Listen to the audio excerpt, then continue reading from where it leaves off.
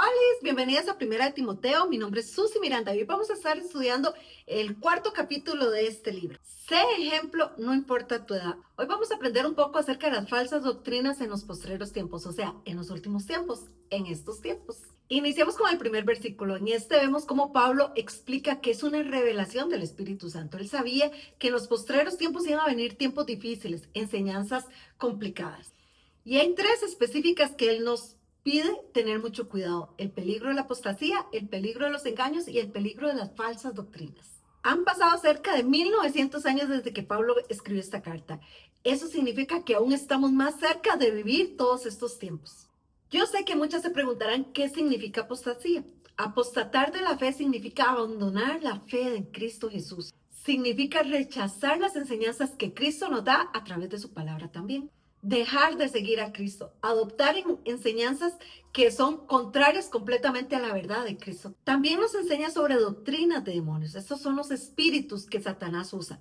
En los tiempos primeros de la palabra vemos cómo Eva fue engañada por uno de estos espíritus, haciéndola creer que ella podía caminar completamente separada de Dios. Caminar independiente de Dios es lo que Satanás quiere mostrarnos cada día con sus engaños. En los versículos 2 y 3, Pablo nos habla muy claro acerca de la apostasía de la fe y la doctrina de los demonios. ¿Cómo voluntariamente aceptan todo esto para justificar su pecado o el orgullo que tienen? También nos habla acerca de la conciencia, cómo muchas veces aquella conciencia que les acusaba cuando estaban haciendo cosas incorrectas delante de Dios, cosas que herían y lastimaban a Dios, ahora no responde en lo absoluto.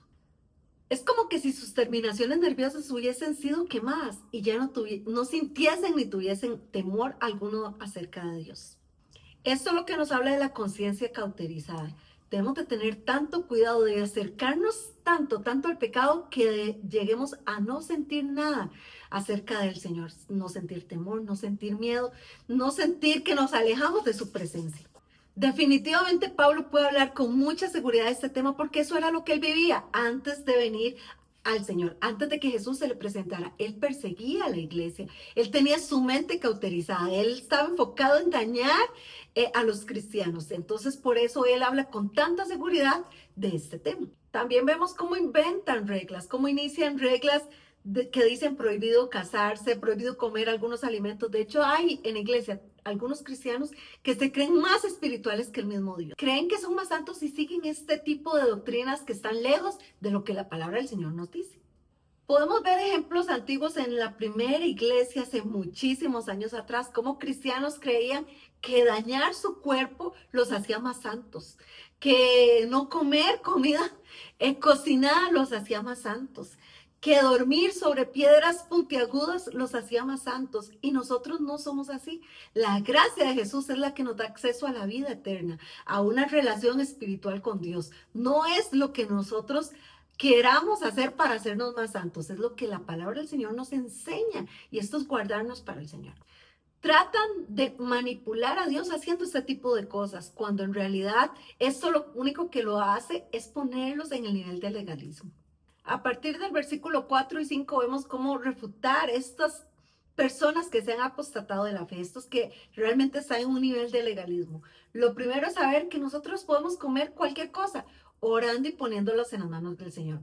Obviamente, cuidando nuestro cuerpo. Debo de aprender a conocer también mi cuerpo, pero no porque crea que por dejar de comer algo voy a ser más santa. No crea que porque voy a dejar de prohibir algo en mi vida voy a ser más santa. Es aprender a que el Señor nos dice, tienen acceso a comer lo que fue creado en el cielo y en la tierra y lo que en ella hay. Lo que pasa es que debemos de aprender a orar por ello, a santificar eso que vamos a comer y a cuidar aquello de lo que somos alérgicos y de lo que nos va a caer mal. También eso es sabiduría. En el versículo 6 vemos cómo saber si de verdad está cumpliendo el llamado. Pablo lo que le enseña a Timoteo es que se ancle a la palabra del Señor.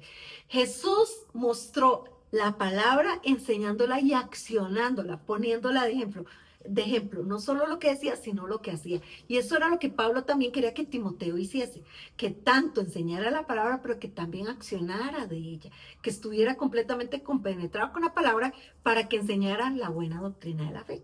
De los versículos 7 al 10 vamos a ver cómo podemos mantener nuestras prioridades en el camino correcto. Y la prioridad justamente debe ser la palabra de Dios, lo que Dios quiere en nuestra vida, no lo que los hombres quieran, sino lo que Dios quiere. También nos habla un poco acerca del entrenamiento y definitivamente entrenarnos para tener el carácter de Cristo, para conocer la verdad de Cristo, es muchísimo más valioso que nuestro entreno físico. Recuerda, el entreno físico es solo por un tiempo, en cambio el entreno espiritual es eterno. Y definitivamente estos dos vienen con esfuerzo y con perseverancia. Necesitas tanto en tu entreno físico como en tu entreno espiritual, perseverancia y mucho, mucho, mucho esfuerzo. Ahora, hablemos un poco acerca de la piedad. La piedad no hace nuestra vida más fácil, ni con más dinero, ni más cómoda tampoco, pero indudablemente la hace más satisfactoria.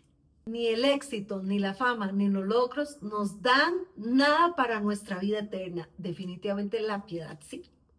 ¿Y cómo logramos esto? Teniendo confianza en el Dios viviente. Él es el que nos da la fuerza para poder mantenernos y lograr cada una de las metas que Él mismo nos está pidiendo que logremos. Solo debemos de recordar que hay una única salida para nuestra eternidad con Dios y ese es Jesucristo. Y de los versículos 11 al 16 vemos instrucciones personales. Con autoridad, Pablo enseña a Timoteo y le delega también una autoridad. Timoteo era joven y probablemente vulnerable a las situaciones normales de cualquier persona.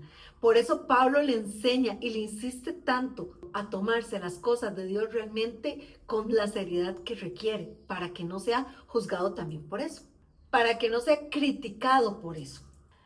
Y aquí hago un paréntesis, la juventud era relativa en aquel tiempo antiguo, en el antiguo griego, porque la juventud era hasta los 40 años para un soldado, se consideraba alguien joven. Entonces, Timoteo se calcula que tenía unos 30 años y Pablo tenía unos 70 años. Por eso la juventud es relativa, no solo pensemos en chiquillos, a lo que les llamamos ahora muy jovencitos, sino también una edad ya un poco más madura.